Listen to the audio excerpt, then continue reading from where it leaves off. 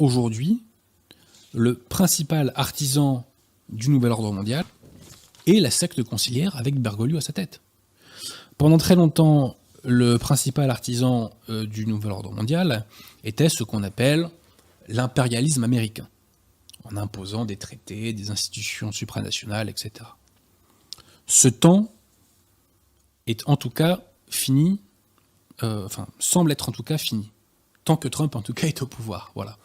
J'aurais pu appeler cette émission Trump, Vigano versus Bergoglio, Biden. On aurait pu l'appeler comme ça, l'émission. Bon.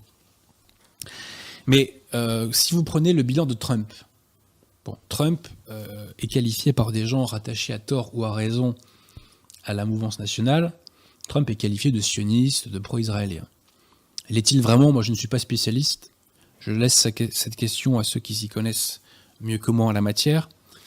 Au fond, d'ailleurs, peu m'importe, je regarde les faits. Quels sont les faits? Les faits, c'est que Trump a mis un terme au processus qui devait mener au marché transatlantique. Les faits, c'est que Trump s'est en partie désengagé du Moyen-Orient.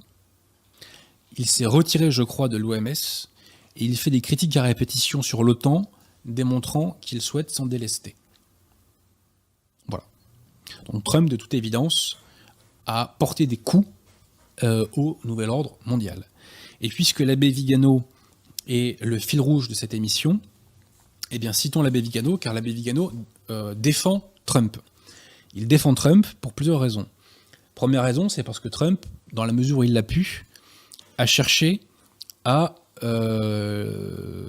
s'opposer à l'avortement et à rappeler l'importance de la vie. Ensuite, citation d'un entretien de l'abbé Vigano du début du mois d'octobre.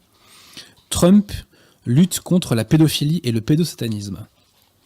Il n'a pas ouvert de nouveaux fronts de guerre et a réduit considérablement les fronts existants en concluant des accords de paix. Il a rendu à Dieu le droit de citoyenneté après qu'Obama ait même annulé Noël et imposé des mesures que repousse l'âme religieuse des Américains. Voilà. Donc aujourd'hui, eh bien, pour succéder à l'impérialisme américain, nous avons la secte conciliaire. Et Bergoglio nous déploie son plan d'action maçonnique dans Fratelli Tutti.